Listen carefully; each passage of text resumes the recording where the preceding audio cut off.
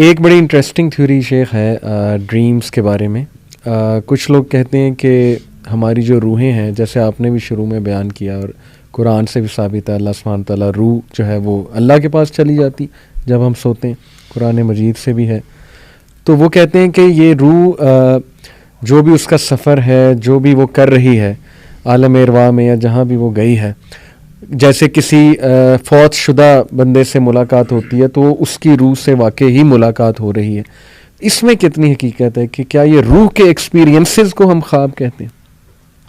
دیکھیں، یہ دو باتیں اس میں ہو سکتی ہیں. نبی کریم صلی اللہ علیہ وسلم نے ایسی کوئی بات تو نہیں فرمائی، لیکن یہ دو باتیں اس میں ہو سکتی ہیں.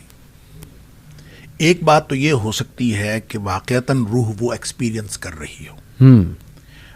ایک یہ ہے کہ صرف روح محسوس کر رہی ہو، احساس ہو اس کا. یعنی آپ دیکھیں نا، خواب میں اگر آپ کو سانپ ڈس رہا ہے تو ایک تو اس کی انٹرپریشن یہ ہو سکتی ہے کہ آپ واقعتاً کہیں کسی ایسی جگہ ہو جہاں سانپ موجود ہو اور سانپ ڈس رہا ہو، جبکہ آپ جسمانی طور پر تو یہاں پڑے ہوئے ہیں. تو آپ یہاں پڑے ہوئے، آپ ہل بھی رہے ہیں اور بعض اوقات آپ ایک خاص قسم کی کیفیت میں بھی مبتلا ہو رہے ہیں جسمانی طور پر بھی، اور یہ محسوس کر رہے ہیں. تو وہ کیا صرف اور صرف خواب میں آپ نے دیکھا ہے یا ایکسپیرینس کیا؟ یہ دونوں باتیں ہو سکتی ہیں.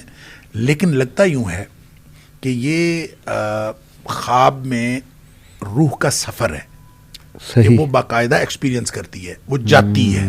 اس لیے کہ بہت دفعہ ایسے ہوتا ہے کہ آپ خواب میں محسوس کرتے ہیں کہ آپ کسی مشکل سچویشن میں پھنسے ہوئے ہیں اور وہ روح کی جو واپسی ہے وہ تھوڑا سا ڈیلے ہوتی ہے اور آپ شدید پریشانی میں مبتلا ہو جاتے ہیں. ایسے ہی اسی طرح پھر اس کو اس طرح اس کے ساتھ بھی ملا لیں کہ نبی کریم صلی اللہ علیہ وسلم فرمایا موت اور نیند یہ بہنیں ہیں، یہ ایک جیسی ہیں. نیند کو بھی موت کی طرح آپ نے فرمایا. لہٰذا نیند کے وقت کی دعا جو ہے اور پھر نیند سے بیدار ہونے کی جو دعا ہے، اس میں بھی موت کا ذکر ہے. منہ تو واقعہ میں فوت ہوتا ہوں پھر میں، تو اس کا مطلب ہے یہ نیند بھی موت کی طرح. تو موت میں چونکہ روح نکل جاتی ہے، اس کا مطلب ہے نیند میں بھی روح نکل جاتی ہے. وہ نکل کے واپس آ جاتی ہے. وہاں جب موت کے وقت جب نکلتی ہے تو پھر وہ واپس نہیں آتی. یہی فرق ہے. اور وہ جو حدیث میں دعا کے الفاظ ہیں کہ ان امسکت نفسی بسمک ربی وضعت جنبی وبک ارفعہ، ان امسکت نفسی فرحمها وان ارسلتها فاحفظها بما تحفظ به عبادک الصالحین. اس سے بھی پتہ یہ چلتا ہے، اس کا معنی یہ ہے کہ اللہ میں تیرے نام پہ یہ پہلو رکھ رہا ہوں، اور اگر تو میری روح کو روک لے، ان امسکت نفسی، اگر تو نے اس کو روک لیا تو پھر اس کے اوپر رحم کرنا. وان ارسلتها، اور اگر اس کو چھوڑ دیا، اٹ مینس کہ یہ کہیں گئی ہے. ٹھیک ہے، یہ کسی اور دنیا میں گئی ہے. وَإِنْ أَرْسَلْتَهَا، اور اگر تم نے واپس چھوڑ دیا تو پھر اس کو اس طرح حفاظت کرنا جیسے تو نیک بندوں کی حفاظت کرتا ہے. تو ان ساری باتوں سے لگتا یوں ہی ہے کہ یہ نا ایکسپیرینس کرتی ہے. واللہ اعلم. کچھ ٹائپس آف ڈریمز میں آپ کے سامنے رکھتا ہوں. اس سے پہلے لیکن میرا ایک سوال یہ ہے کہ آپ نے کہا لاشعور کے خواب ہوتے ہیں، انکانشیس کے، اور وہ بڑے کامن ہوتے ہیں، یعنی جس سچویشن میں ایک بندہ ہے اس سے ریلیٹڈ خواب آ سکتا ہے اسے. اکثر اسٹریس کے خواب آتے ہیں کہ ایک بندہ جو ہے نا وہ لیٹ ہو رہا ہے، ایئرپورٹ سے فلائٹ نکل رہی ہے، پریشان ہے خواب میں. تو یہ ڈفرینس کیسے ہم بنائیں گے کہ لاشعور کا خواب کون سا ہے اور اچھا خواب کون سا ہے اور شیطان کی طرف سے کون سا ہے؟ اس کا کوئی کرائٹیریا ہے؟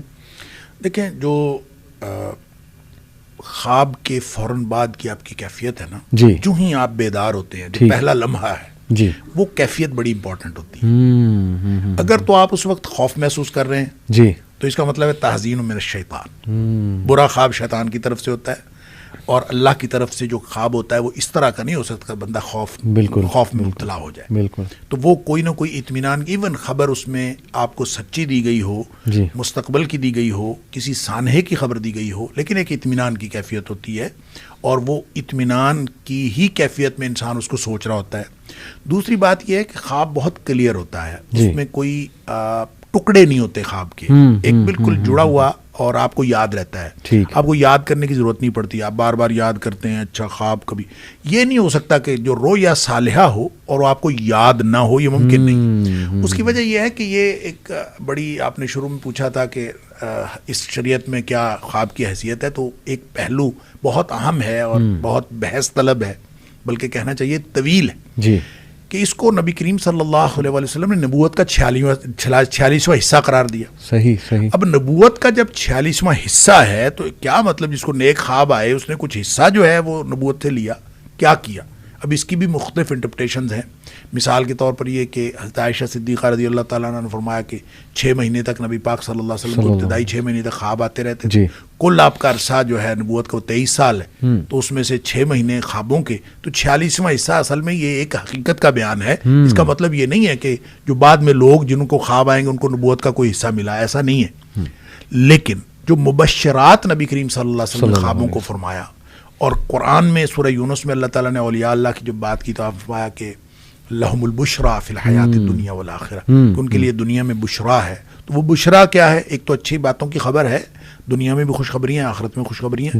وہ مقبولیت ہو سکتی ہے, وہ کامیابی ہو سکتی ہے, کوئی بھی چیز ہو سکتی ہے. دوسری بات اس کی انٹرپریٹیشن یہی کی گئی ہے کہ بشریٰ اور مبشرات کا چونکہ آپس میں لفظی تعلق ہے, اس لیے یہ کہا گیا ہے کہ وہ نیک خواب ہیں, اور جو نیک لوگ ہوتے ہیں جن کی روح پاکیزہ ہوتی ہے اور جن کا معاملہ جو ہے وہ یعنی باطن جتنا زیادہ کلیئر ہوتا ہے اس کو اتنا زیادہ کلیئر خواب آتا ہے. اور اس لیے جو ہے نا وہ یہ خواب یعنی اپنی کلیئرٹی کی وجہ سے رویا صالحہ کہلاتا ہے, بالکل ٹھیک, ڈر کی وجہ سے شیطان والا حلم کہلاتا ہے, اور جو پریشان خیال ہوتا ہے آپس میں الجھا ہوا تو وہ پریشان خیالی ہے. یہ حدیث